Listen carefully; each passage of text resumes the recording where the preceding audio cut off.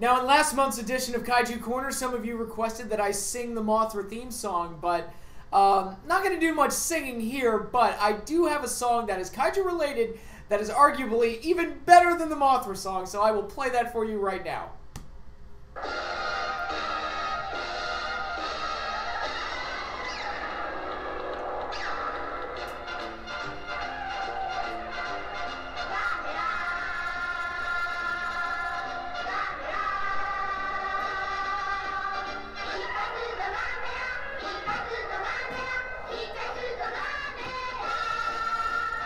Isn't this the greatest thing you've ever heard in your life?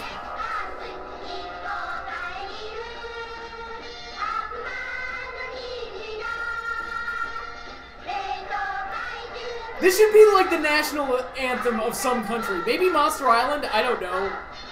It's, oh my god, this is so great.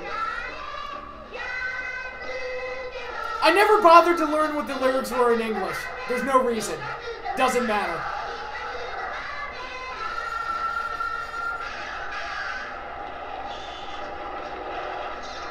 I'm playing the whole thing. I'm not stopping.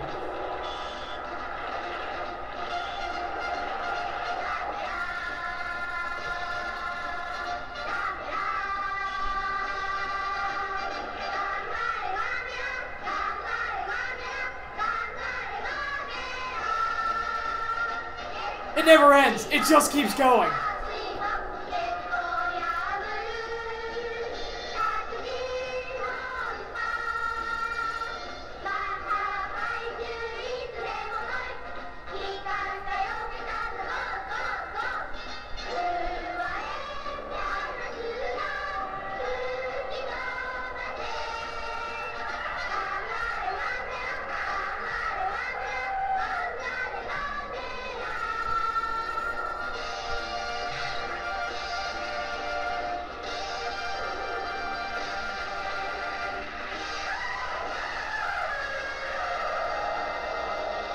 Yay!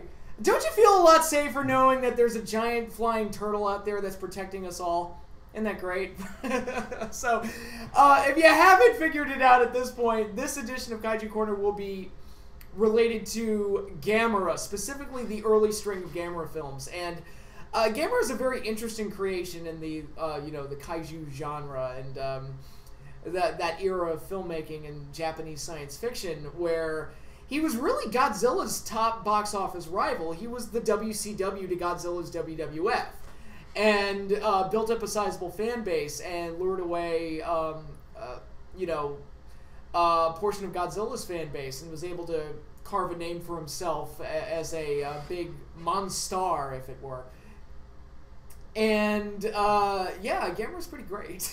It's, all the cheesiness that people associate with these type of movies, Gamera embraces, embodies, and just fully exemplifies. It's just off-the-wall insanity, just from a conceptual level. It's like, alright, so the lead monster of this series is a turtle that flies, and he just doesn't, spread his arms and fly. No. He contracts his arms and legs inside of his shell and his head, and spins through the air like a fucking firework display. Some descriptions in the movie say it's like a UFO, and it's just... who the hell thought up of this? Who thought this up? It's such an oddball concept, but I'll be damned if it didn't make me happy when I was a kid. I adored Gamera as a kid. Not as much as Godzilla, but I was a big Gamera fan. And actually, I give Gamera a lot of credit as well for helping me discover Mystery Science Theater, because the first episode of Mystery Science Theater I ever saw was one of the Gamera movies. I don't remember which one it was, but I kept watching the show because, oh, it's Gamera, I'll watch this, and hey, these puppets are pretty funny, I want to watch more of this. And because of Gamera, I became a fan of Mystery Science Theater. So not only did it entertain me on like that level of being a monster movie fan, but it also gave me one of my favorite TV shows of all time. So thank you, Gamera, for that. But, like I said, this series is going to focus on the original string of Gamera films. The first 7, to be specific. The original 7 Gamera films. And Yeah, I remember watching these on VHS when I was a kid. I also remember seeing them on the Sci-Fi Channel quite a bit and various other places. There was actually one Godzilla movie marathon on the Sci-Fi Channel that was called Godzilla Gamera Day. And they showed both Godzilla movies and Gamera movies. And the host of the marathon, Mark Hamill. So I had Luke Skywalker introducing Godzilla movies to me. It's a great time to be a kid. Oh, it was great. But Gamera is...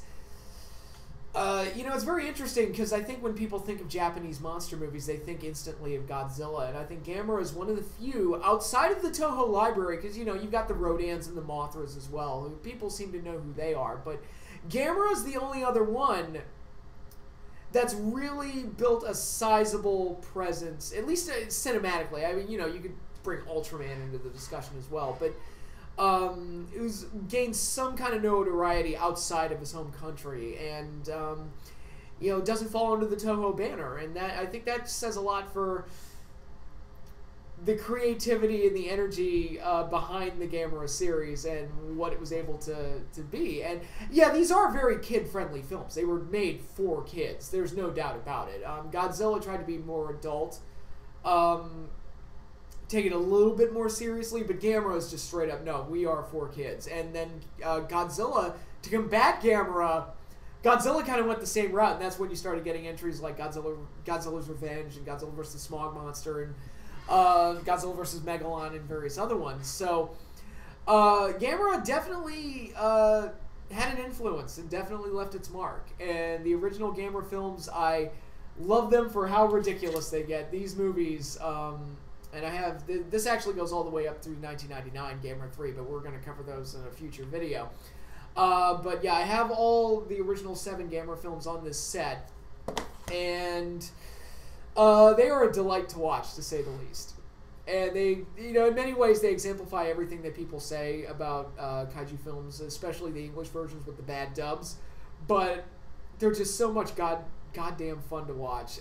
Even the worst entries will have at least 1 or 2 really silly things in it that's like, well, at least it's memorable. I mean, I can't say it's not memorable. So with that, let's jump right into the series, beginning with 1965's Gamera, also known as Gamera the Invincible, as it was known in the States. And this is the introduction. This is, it came out in 1965, but the movie's in black and white, very interestingly. You would think it would have been in color by this point, but the movie's in black and white. And basically, a bunch of scientists unleash Gamera from his frozen, icy prison, and Gamera runs amok and starts destroying cities and attacking Japan. And that's, on paper, it's very basic monster movie stuff, akin to, Godzilla and Rodan and Varan and various other movies that were coming out at the time, all the other contemporaries. But Gamera is such a unique monster, with the flying, with the fire breathing, and just the fact that it's a friggin' turtle. It stands out, even if, acting out the same type of movie that we've seen before. Couple of standout scenes. Some of the city's destruction scenes are done really well. I also think the scene where Gamera reveals that he can fly, where the military's plan is to knock Gamera on his back. It's like, oh, he's a turtle. You knock him on his back, he's fucked. We got him. And they do that, but then Gamera retracts his limbs and his head, and it starts flying, which is a fantastic reveal. And a great, great scene. But, yeah, this movie also introduces the concept of Gamera being the friend of children, as there's one boy who has got this weird obsession with turtles, and he instantly takes on Gamera as his friend, and he doesn't want the military to hurt him, he doesn't want adults to hurt him. And he wants to be friends with Gamera, and Gamera even seems to protect the boy, which brings up a bunch of questions, because Gamera is the bad guy in this. He is the destroyer, and yet he saves this child for some reason. It's never adequately explained. Eventually, as the series progresses, Gamera becomes the friend of all children, and for whatever reason, Gamera just loves children. He's friends with them, and he always protects them from the bad monsters. But here, Gamera is the bad monster, so I don't know what happened. I guess that's my major problem with the movie. Gamera is supposed to be the bad monster this time around, but as the series progressed, Gamera feels right as the hero. He feels right as the good monster. It's like making Mothra the bad guy. It just wouldn't feel right. Godzilla, you can do pretty much anything with. He can be good guy, bad guy, and you can make the movie any way you want it. I think Godzilla has successfully been portrayed as both, and it doesn't really matter if he's good or bad. You can still make a really good movie out of it. Gamera, on the other hand, being the destroyer, it doesn't feel right. It just feels off, and it's really weird to say that about the first movie in the series, that it doesn't feel true to Gamera. But I think the later entries defined Gamera's character and defined the series and the intent of the movies much better than this one did. Whereas this one just feels like a normal monster movie that's, you know, like Varan, like Rodan, or like even American ones like Beast from 20,000 Fathoms or whatever. It's not very unique on its own, except for the fact that Gamera itself is so unique and weird that it kind of stands out. But seeing Gamera be the destroyer, even with the sympathy of him making friends with little boys, it just doesn't feel right. And it's not a poorly made monster movie by any means. It's actually, like I said, the city destruction scenes are really good, and the certain scenes with Gamera, like the reveal of him flying, is actually handled really well. So it does have its moments, and it is really good. It just doesn't feel like a true Gamera movie, which it's weird to say that about the first entry in the series, but it took him a while to really get Gamera right. I guess if I had to compare it to anything, it's kind of like Jason Voorhees, where we all love hockey mask, machete-wielding Jason, but it took a while to get there. He was barely in the first movie, and then the second movie he's wearing a potato sack. Then the third movie he's got the hockey mask. It's like, all right, we're there. We're almost there. And then by 6, he becomes a zombie, and that's the best Jason, in my opinion. So, it took a while to get Gamera quite right. And this movie, he wasn't quite there yet. But as a monster movie, a standalone monster movie, I think it's okay. It's solid. As a Gamera movie, it feels a little off because of what the series would ultimately become. Next up, we got a follow-up with 1966's Gamera vs. Barugon, the first time Gamera would do battle with an enemy monster. And much like Godzilla, it would become a tradition to just sell Gamera fighting this thing, and that's going to be what the series is going to be all about. Gamera escapes from his rocket prison, where he was left in the previous film, and seems like he's going to start attacking humanity again, but then explorers and scientists uncover Barugon, an ancient creature that hatches from a mystical egg. And Barugon, not to be confused with Toho's Baragon, it's a completely different monster. Although it does look kind of similar, this kind of like dinosaur, four-legged dinosaur-looking thing. Barugon is a creature that basically has control over, even though it's not necessarily directly stated to be this, it's almost like a weather monster, where he's able to create ice storms and snow, and that's what he breathes, actually, which was a very unique breath weapon for a monster.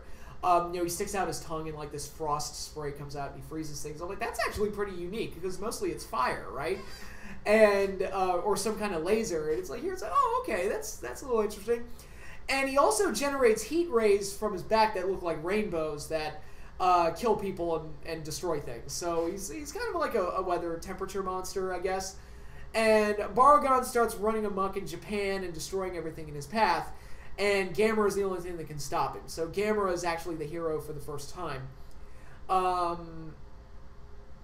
Yeah, and how do I want to describe this film? It's not necessarily a bad monster movie. I think a lot of the build-up with Barugon, I've said it, Barugon, the build-up with him is actually handled really well, and I think a lot of the city destructions and the unique powers of Barugon are actually fairly good. If this had been a Barugon standalone film, it would probably be a pretty good monster movie. Gamera feels tacked on, though, because he shows up at the beginning where he gets freed, and he attacks a dam, and then he disappears for a long stretch, and then he just randomly starts attacking Barugon and is ultimately the hero of the film. But him, like, coming to the side of humanity and him being a hero and a protector and a savior isn't... That development isn't addressed real well in this. It's just... Gamera just kind of feels tacked onto the movie. And even humanity doesn't seem to be overly concerned or reacting to Gamera at all. It's just like Gamera just shows up, fights Barugon a couple of times, and that's it. And the monster action itself isn't really bad. It's just... Gamera feels like an unnecessary part of his own movie. I said a similar thing to bring it back to Godzilla. I said a similar thing about Godzilla vs. the Sea Monster, where I feel like that movie would be much better if Godzilla wasn't in it.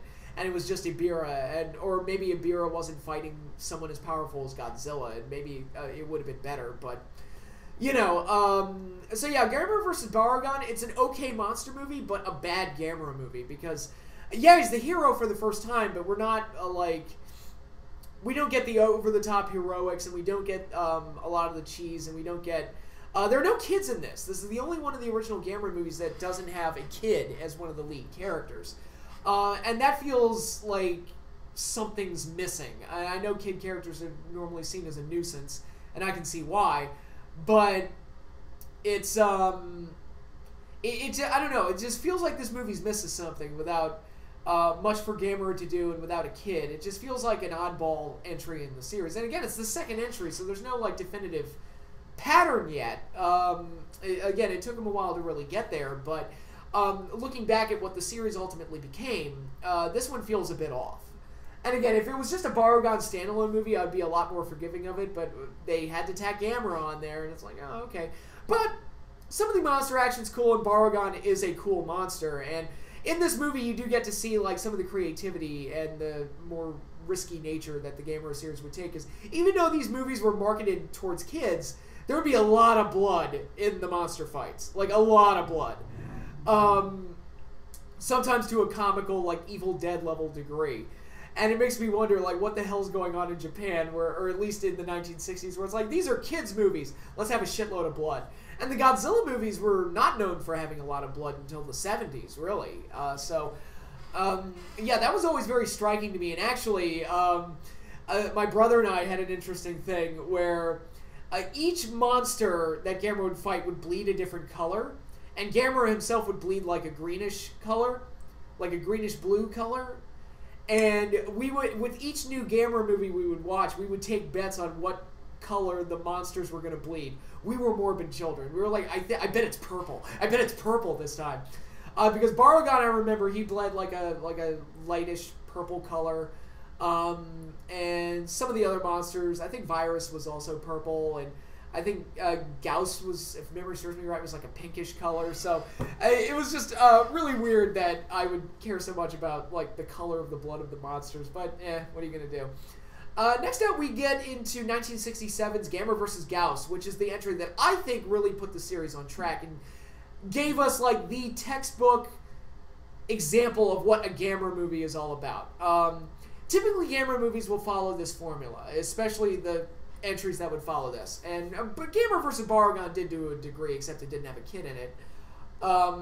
Basically, evil monster shows up, causes havoc.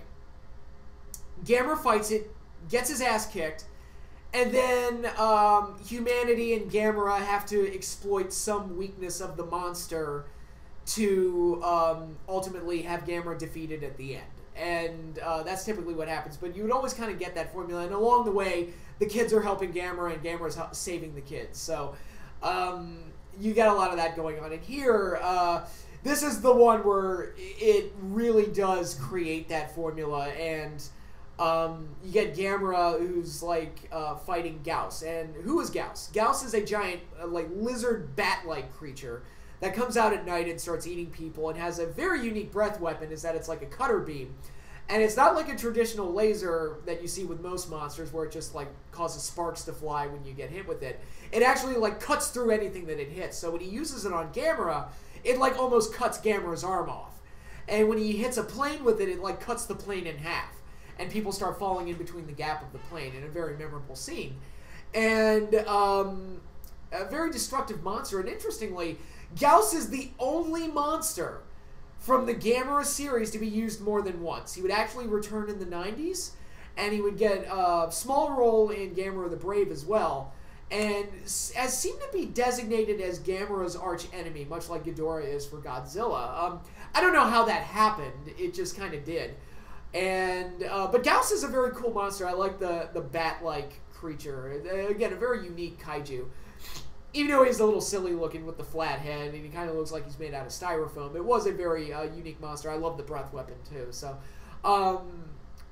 yeah, I think Gyoas is great, and you get a couple of interesting fights here. And like I said, Gamera tends to get his butt kicked, but then they start exploiting weaknesses for Gyoas. as a bat, as a nocturnal creature, he's actually afraid of the sun, and the sun like really burns him, which Gamera uses to kill him at the end.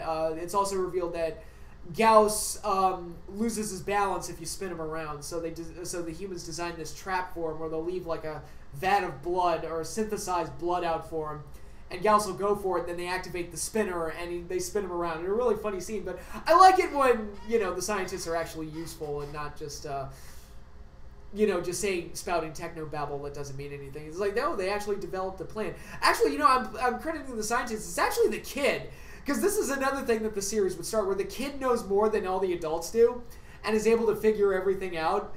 And the kid is like the smartest person in the room because he understands Gamera and he understands how the monsters work. You gotta listen to the kids, folks.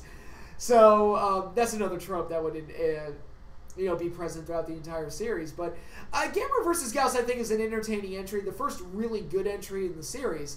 Enjoyable watch, goofy as hell, and was really the textbook example of what a Gamera movie is all about. So if you want like a typical Gamera movie, if there is such a thing, Gamera vs. Gyoas is probably it. But that brings us to 1968's entry, Gamera vs. Viras, or Destroy All Planets as it was known in the States. Although, they don't go to any other planets besides Earth, so it's really a poor title. But anyway, in this one we get an alien invader plot. Yes, alien invasions have crossed over into the Gamera series now as the Viras aliens who fly around in ships that look like they're like Bumblebee themed. It's basically like a bunch of balls on a ring, but the balls look like the asses of bumblebees. So it's really weird looking. I don't know. These very, very interesting looking UFOs. And the first ship is destroyed by Gamera at the start of the movie, and they'll realize that, oh god, Earth has got a defender. They've got Gamera. We've got to find a way to fight this thing. And they ultimately exploit Gamera's weakness. They capture two children who are troublemakers and mischief makers, and they get into trouble one too many times, and they find themselves in the clutches of these aliens. And they get Gamera to surrender so they won't hurt the kids, which is hilarious to me that they're able to, like, reason with a giant fucking fire-breathing flying turtle, but this is the type of movie we're watching. And the Viras aliens actually take control of Gamera and sick him on planet Earth. Now, it's up to the two boys to break from their captivity on the ship, which isn't that hard because they don't lock them up because these aliens are stupid. And they use their mischief-making skills to make trouble for the aliens and ultimately free Gamera from their control. Now, this starts an unfortunate aspect of the series where stock footage comes into play. And there's a sequence where the aliens are trying to find out about Gamera, so they capture the kids and they scan their brains to find out about Gamera, like what is Gamera all about. And they basically watch all the footage from the first three movies, explaining Gamera's backstory. And I don't mind using stock footage to explain backstory and to do a flashback, but the sequence is like 10 minutes long, so it's just 10 straight minutes of footage we've already seen before. It's like, oh my god, this feels like padding. And that type of corner cutting has always irritated me. It's one of the reasons I think Godzilla's Revenge is probably the worst Godzilla movie, and Godzilla vs. Megalon is not far behind. The over-reliance on stock footage is just irritating, and it was certainly irritating here. And actually, when they take control of Gamera, they use footage from the first Gamera movie of him attacking the city, even though that movie's in black and white. I'm like, oh, fuck you. That is doubly lazy. That's terrible. Now, fortunately, the movie ends with the boys breaking Gamera free of the alien control, and Gamera attacks the second ship, and it seems like all is one until the lead alien, who's a giant squid thing that's on the ship that the boys come across, and they thought it was a creature in captivity, but it's actually the lead creature, the lead alien, absorbs all of the other aliens in a very weird scene. And this giant squid monster fights Gamera in the climax. So we do get a monster fight here. And this squid, it's very weird where it's like, it's got like these four, like, almost like, you've seen the Twi'lek aliens from Star Wars, like Bib Fortuna? Kind of like that on his head, except they're like more bladed. And he can bring them all, like all these little things on his head together to make a giant blade that he uses to stab Gamera. Because again, these fights get super violent for some reason. And hilariously violent. They're great. They're absolutely great. And actually, after Viras stabs him, Gamera, like, with Viras still there, starts spinning around in flight mode and makes Viras dizzy. So it's quite hilarious little fight there. And all sorts of silliness ensues. So you do get a crazy monster fight out of it. And some of the hijinks with the kids are just so silly. You can't help but be charmed by it.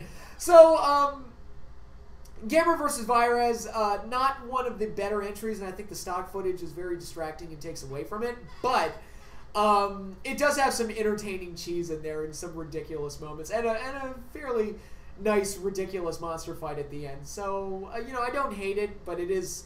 if I were going to rank the Gamera series, I think it's on the lower end. But the next entry is much better, as we get Gamera vs. Guiron, 1969's entry in the series.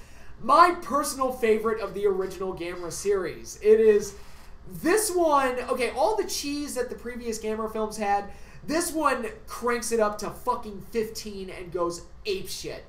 So, in this one...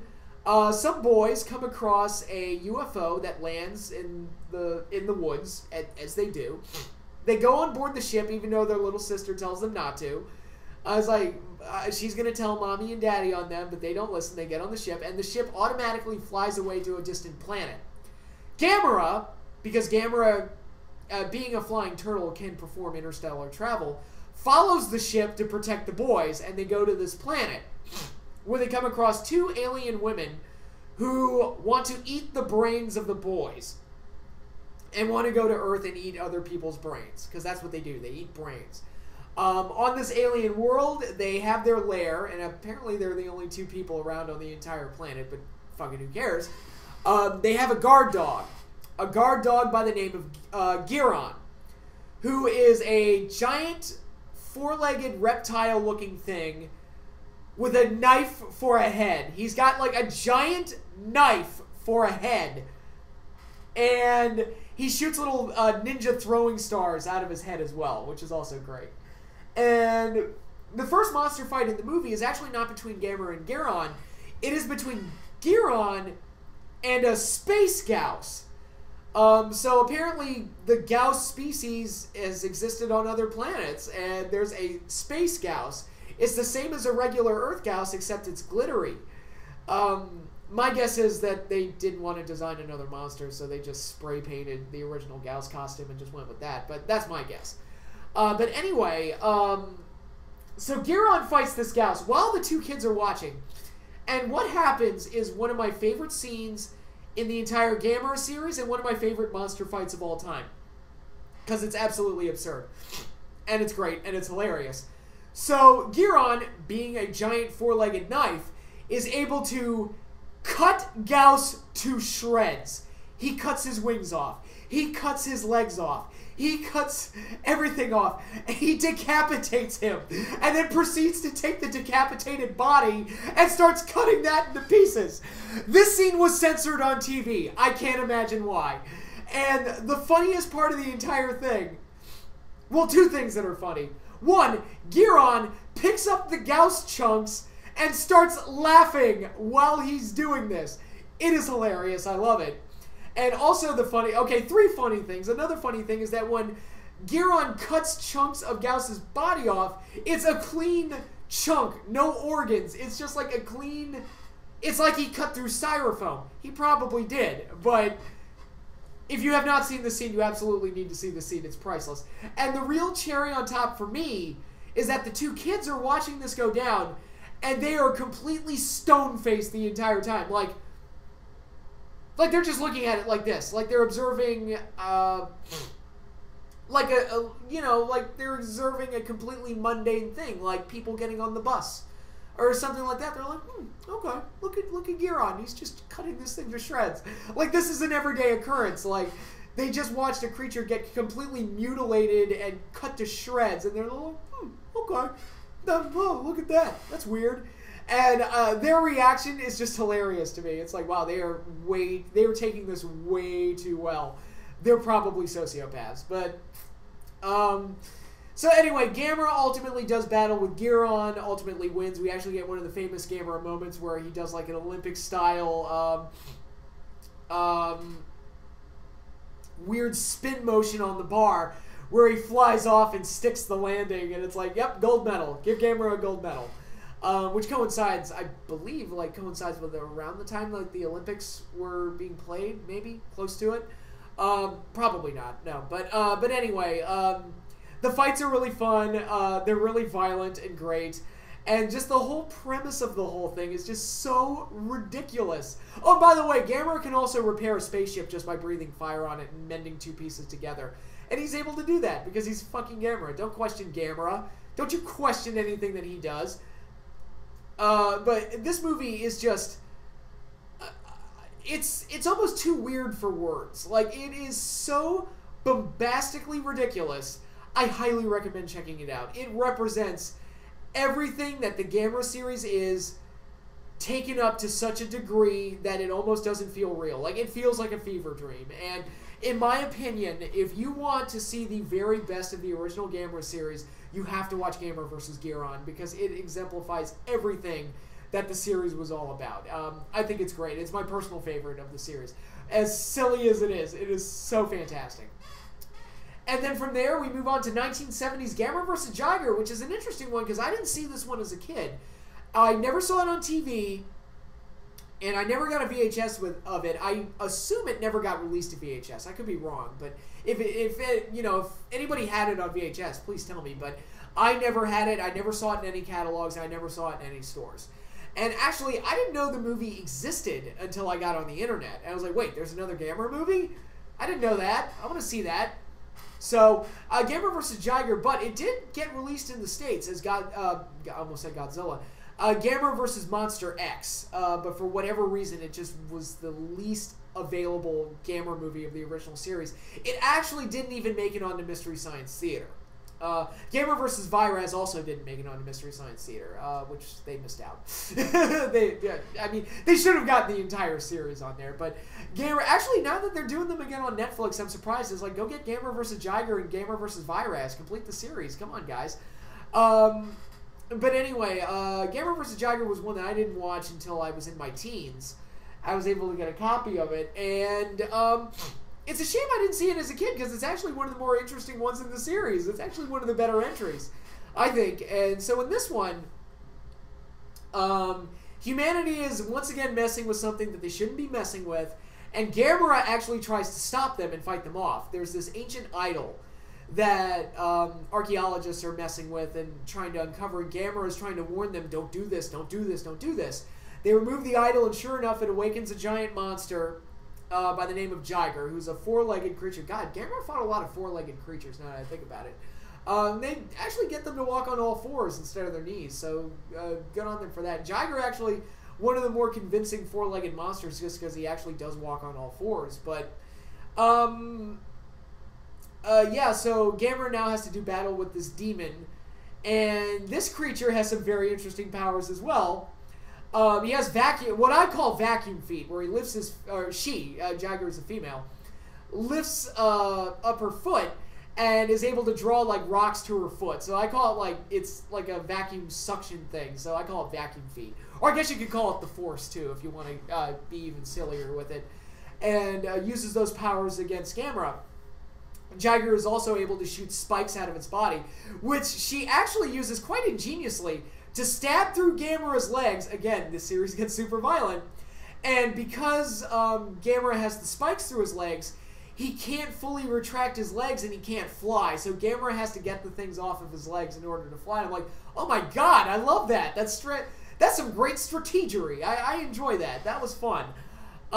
So, as per usual, Gamera goes into the first fight, gets his ass kicked, goes into the second fight, gets his ass kicked again by another power of Jiger's to impregnate her foes. She stabs Gamera with her tail and basically lays an egg inside of Gamera, and that causes Gamera to go comatose. So now we have this yellow submarine bit where the hero kids of this movie have to ride this yellow submarine inside of Gamera and kill the baby Jiger inside of it. And so the kids have to discover Jiger's weakness. What is Jiger's weakness? Radio frequencies and high-pitched sounds. And it's actually discovered that the idol that was used to seal away Jiger is actually like a giant whistle. And the sound of the whistle actually kept Jiger at bay. So, the kids kill the baby Jiger inside, which causes Gamera to recover. Sure. And, I mean, we didn't get a chest-bursting scene. That would have been great if we got a chest-bursting scene, like, years before Alien. That would have been fantastic. It's like, well, you actually... Ridley Scott ripped off the Gamera series with the chestburster, blah, blah, blah, and all that other stuff. But in any case, Gamera has one final battle with Jiger where it's able to use the idol, the Devil's Whistle, I believe it's called, and uses the sound it generates to weaken Jiger, then ultimately takes the idol and just stabs it right into Jiger's head. Again... This series gets super violent. So, yeah, once again, another very wacky and unique entry. I think the Yellow Submarine stuff and Gamera getting impregnated with a baby monster and just Jiger herself is a very interesting monster with some very unique and wacky powers. I think this is one of the more interesting entries in the series. And again, it's a shame I didn't get to see it as a kid because I would have loved it. It would have been one of my favorite entries. It's not as good as Gamera versus Guiron, but I do think it's one of the best of the series. I put it up there with, you know, you're looking at the best in the series. I think the three best are Gamera versus Gyoas, Gamera versus Guiron, and Gamera versus Jiger. I think those are the three best of the original 7. And those are my recommendations if you want to get a sense of what Gamera is all about. Those are the 3 movies you watch. Absolutely. The last one, Gamera versus Zigra, coming out in 1971. Not so much. This is the point where it was clear that the series was losing steam and they were running out of ideas. And which is amazing that they did it this fast, but you know they had some really kooky ideas in the series. And Gamera versus Zigra features another alien invasion as aliens from the planet Zigra come to invade Earth, cause earthquakes, and use its unique mind control abilities on the people of Earth. And he actually enslaves the creature Zigra. Actually enslaves several people, including his very attractive female sidekick, who we get to see in a swimsuit. It's very nice. I don't object to that at all. Unfortunately, the Gamera formula, I guess, was getting tired by this point, as once again Gamera has to save a couple of dumb kids. By the way, the kids in this movie are by far the most annoying in the entire series. Like, by far. Like, the other ones are like... you know, playful scamps and, like, troublemakers and that type of stuff. Here it's like an annoying little boy and an annoying little girl that just whines the entire time. I'm like, oh my god, I hate you all. You suck. It's like, Gamera, you don't have to save these kids, I swear. And, yeah, unfortunately, it doesn't do anything that new with it. It just feels like, you know, for a series that kept coming up with all these new ideas, this one kind of feels like it's treading water. And we even get this really long and dull, drawn-out sequence of Zigra's lady friend, shall we say, chasing the 2 kids around some SeaWorld aquarium area. And that scene goes on way too long and is way too ridiculous and felt like something that belonged in a Scooby-Doo cartoon. And, you know, the film is poorly paced, not very good. And even the monster fights aren't that great. Zigra, in question, when he finally grows into becoming a full-size monster, is a giant shark. And it kind of looks great, except it's got like a mermaid fin. It doesn't have 2 legs. It has kind of like an actual mermaid fin, which would be fine if all the fights stayed underwater. But it didn't. He goes on land and looks ridiculous. Him hopping around, and I'm like, okay. That was a bad creative decision on their part for designing this monster, but you do get Gamera playing the xylophone on Zigra's back, though. That was kind of funny, but so even that, it has its moments. But I think Gamera vs. Zigra is probably my least favorite of the original string of films, and I'm not the only one that thinks that. Unfortunately, this would be the end of Gamera for almost a decade. The next movie would come out in 1980. I'd heard that there were plans to develop one called Gamera vs. Garasharp, where Garasharp was like a giant eel-like creature, but that movie never got made. And I don't know, maybe it was time for the series to end if they were going in the direction of Gamera versus Zigra, and they were. I mean, there's no way to really tell if that was an indicator that the good times were over, or if that was just an unfortunate weak entry after a couple of really wacky ones. Like, you know, you're coming to Gamera versus Guiron and Gamera versus Jiger. I mean, those are like, oh my god, those are wacky as hell. And unfortunately, that train didn't continue with Gamera versus Zigra, but yeah, so the series was stopped there, but Gamera's legacy would go on, which we'll talk about in the next video as I go over all the reboots and returns of Gamera. And yeah, I've always appreciated Gamera. You know, I am a Godzilla fan. I consider myself a Godzilla loyalist. Godzilla is my #1, but I love the genre, and I love that these movies exist. So if other studios like Dai Studios, who produce the Gamera films, are able to create their own monster in the process, I'm all for it. I'm all, you know, give me more material, give me more monsters, give me more and more and more. That was my mindset as a child. So even though I was a Godzilla fan, I had no issues getting into Gamera as well, and because I would pick up whatever monster was made available to me. And Gamera is so weird, so unique, and so great that I can't help but love him. So that covers the original Gamera series, but we're not done with the Super Turtle yet. Like I said, we've got quite a few more to cover. So join me next month as I talk about all of Gamera's reboots and returns. But until then, later, everybody.